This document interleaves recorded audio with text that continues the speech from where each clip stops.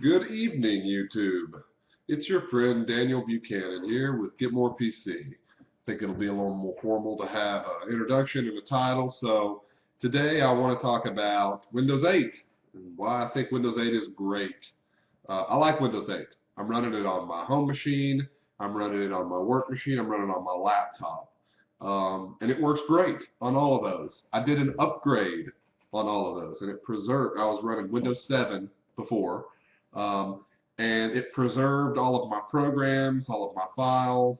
I think even my settings, whatever settings there were.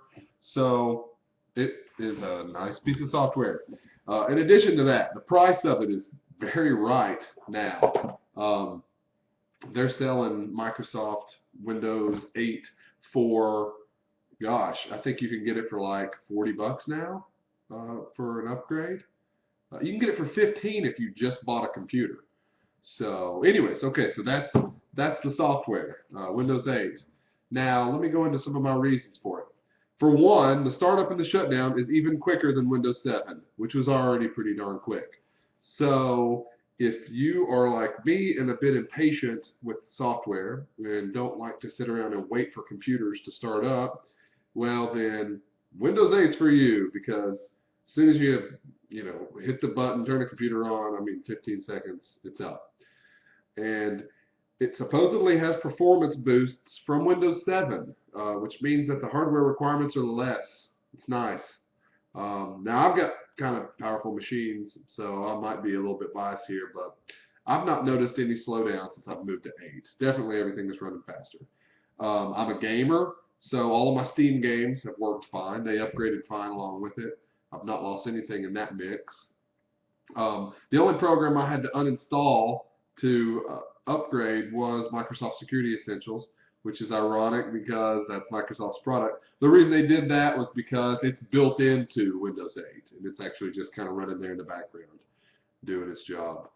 So there you go, Windows 8. I encourage people to use it. Another cool thing that they did is they allowed you to upgrade from all the way back as far as XP. Now, it won't keep all of your programs and settings going that far back, but it will keep your files.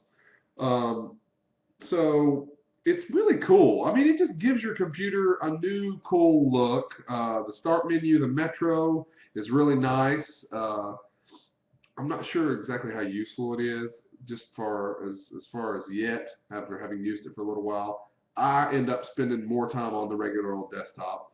But then you get the Microsoft App Store, which I think is going to be pretty big. Um, Now, let me give you just a little bit of ruminations on kind of some of the things that I see that might be a little pointless on Windows 8.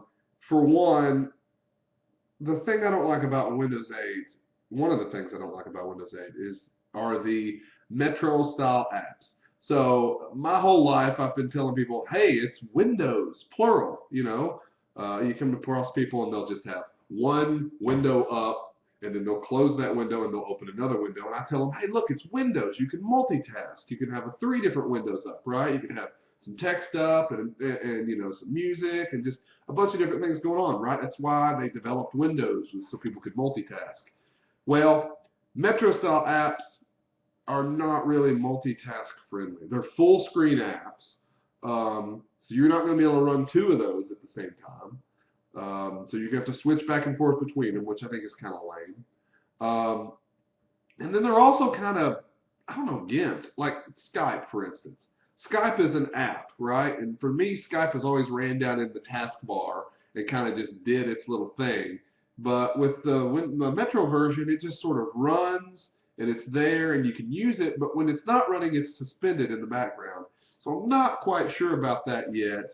And even the Metro Start menu, I'm not entirely on board with that yet. I end up spending more time in the real desktop, the desktop I'm used to.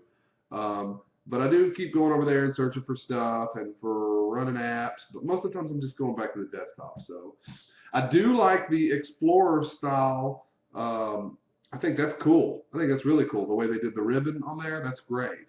Um, I like the fact that they've integrated security solutions. Uh, it works really good over RDP.